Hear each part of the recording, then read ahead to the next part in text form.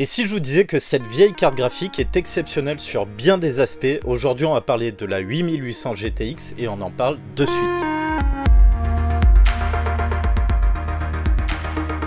La 8800 GTX, c'est peut-être la carte que je préfère de tous les temps. Vraiment, cette carte a été une petite révolution. On va d'abord se remettre dans le contexte. Cette carte est une carte graphique Nvidia qui est sortie en toute fin d'année 2006. Et c'était la carte la plus haut de gamme au moment de sa sortie. Ensuite, on a eu la 8800 Ultra qui a poussé les performances un petit peu plus. Et vraiment, à sa sortie, cette carte graphique était un monstre de performance. Elle a permis un gap de performance comme on n'a quasiment jamais eu dans le monde du hardware. Mais si vraiment j'ai envie de parler de cette carte graphique là, c'est parce qu'elle a révolutionné la manière dont on conçoit les cartes graphiques, du moins du côté d'Nvidia. Principalement parce qu'il s'agit de la toute première carte graphique qui embarque des corps CUDA. Et on peut dire que ça a beaucoup changé la manière dont étaient conçues les cartes graphiques à partir de cette sortie là. La technologie CUDA, c'est une technologie de ce que l'on appelle le GP-GPU. Je prends un très gros raccourci pour expliquer rapidement ce que c'est que le principe du GP-GPU. Avant, les GPU faisaient ce que l'on appelle des calculs de rendu fixe. En gros, dans leur fonctionnement, ils étaient très rigides. Ils faisaient toujours les mêmes genres de calculs et on pouvait pas vraiment leur demander plus. Le principe du GP-GPU, c'est tout simplement d'avoir des unités de calcul qui sont bien plus flexibles et qui nous permettent de faire des tâches très différentes. Et CUDA, en gros, c'est une technologie de GP-GPU et ce n'est pas la première, mais en tout cas, c'est celle qui va vraiment démocratiser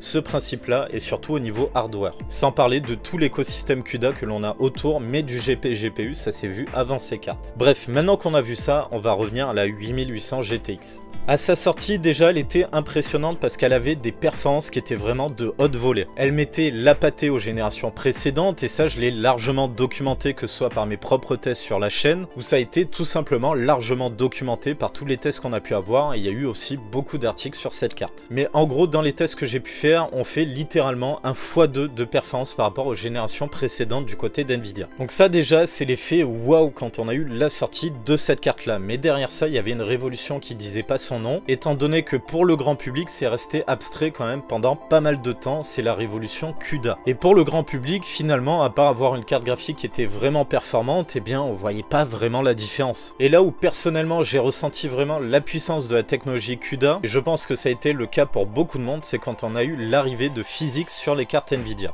Parce que PhysX c'est pareil, j'en ai pas mal parlé sur la chaîne, à la base c'était des cartes dédiées à calculer PhysX dans les jeux, c'est les cartes qui étaient proposées par AGIA, et en gros on avait un processeur appelé un PPU qui s'occupait du calcul de PhysX. Mais suite au rachat d'AGIA par Nvidia, la technologie PhysX appartenait désormais à Nvidia. Et qu'est-ce qu'ils ont réussi à faire? Eh bien grâce à la technologie CUDA, ils ont été capables de proposer PhysX calculé grâce au GPU. Donc en gros, avant l'arrivée de CUDA, eh bien si on voulait pouvoir profiter de PhysX, il fallait d'abord acheter une carte graphique et ensuite une carte PPU qui valait malgré tout entre 200 et 300 €. Et bien grâce à CUDA, vous prenez les deux en gros, et bien ça rentre dans notre carte graphique, on n'a plus besoin de ça. Donc ça, c'est grâce à la flexibilité des unités de calcul CUDA que l'on avait sur les cartes graphiques. Et la première fois qu'on a vu CUDA, donc c'était sur cette 8800 GTX. C'est pour ça que finalement cette carte est une petite révolution. Mais au niveau hardware, là où c'est aussi une révolution, c'est que finalement la manière dont on conçoit les GPU a beaucoup changé.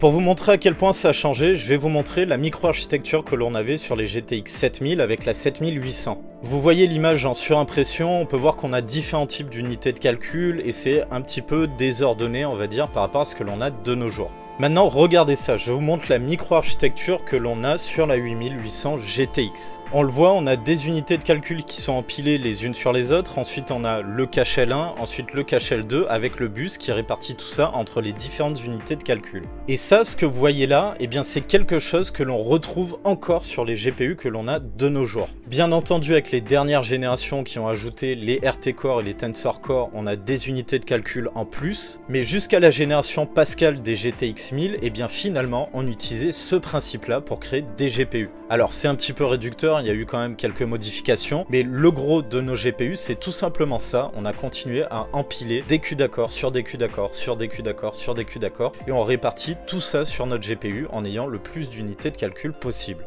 Donc cette manière de faire les GPU, ça a commencé avec la 8800 GTX et c'est pour ça que finalement elle a posé des bases vraiment solides et c'est pour ça que j'estime que c'est peut-être une des cartes les plus importantes que l'on ait eu. Et d'ailleurs j'en profite pour corriger un truc, j'avais dit dans ma vidéo il me semble de la 2D à la 3D que à partir des années 2000 on n'a pas eu vraiment de gros changements au niveau de nos GPU. En réalité si il y a eu un gros changement, c'est l'arrivée du GP-GPU et surtout la démocratisation du GP-GPU avec les CUDA-Core du côté d'NVIDIA qui sont arrivés avec la 8800 GTX, mais aussi l'arrivée des stream processors du côté des ATI Express 1000 par exemple avec cette 1950 XTX, parce que en gros c'est le même principe, c'est simplement qu'on a un écosystème qui est moins efficace, mais malgré tout il faut rendre honneur à ATI parce qu'ils ont développé ce principe là un petit peu avant NVIDIA. En réalité les CUDA-Core sont une réponse aux stream processors qu'on a vu arriver sur la génération juste avant des cartes ATI. Malgré tout ça a été bien moins efficace du côté d'ATI et on a eu un gap bien plus important du côté d'NVIDIA. C'est pour ça que j'estime que c'est vraiment la 8800 GTX qui a réellement proposé un bond grâce à la technologie CUDA. Bref, c'est pour ces raisons-là, les grosses performances qu'on a eues, la technologie CUDA qui a permis de faire une petite révolution dans le monde du GPU, c'est tout ça donc qui fait que cette 8800 GTX c'est ma carte graphique préférée. En tout cas, n'hésitez pas à mettre dans les commentaires quelle a été la carte graphique qui vous a le plus marqué. De mon côté, vous savez déjà laquelle c'est. Allez, on arrive à la fin de la vidéo, j'espère que ça vous aura plu. Je me suis dit que ça serait un petit peu différent dans le Parlons Hardware de vous parler un petit peu d'une carte graphique en particulier et surtout de ce qu'elle a apporté, et on commence par une des plus importantes avec la 8800 GTX. On va donc dire que si vous avez envie de mettre en avant cette vidéo, on va mettre le hashtag CUDA dans les commentaires, ça m'aidera à mieux référencer la vidéo et donc de la mettre plus en avant si vous avez envie de m'aider. Si la vidéo vous a plu, n'oubliez pas aussi de mettre le pouce en l'air ou encore de vous abonner si vous n'avez pas déjà fait. Comme d'habitude, cette vidéo va être reprise par le site PC Boost, donc n'hésitez pas à faire un tour, je vous mets le lien dans la description. D'ailleurs dans la description vous trouverez aussi le lien Linktree vers le Discord, les réseaux sociaux ou la boîte mail si vous avez envie de me contacter ou participer au PC Rétro des abonnés. Allez, on arrive à la fin, en attendant prenez soin de vous et on se retrouve dans la prochaine vidéo.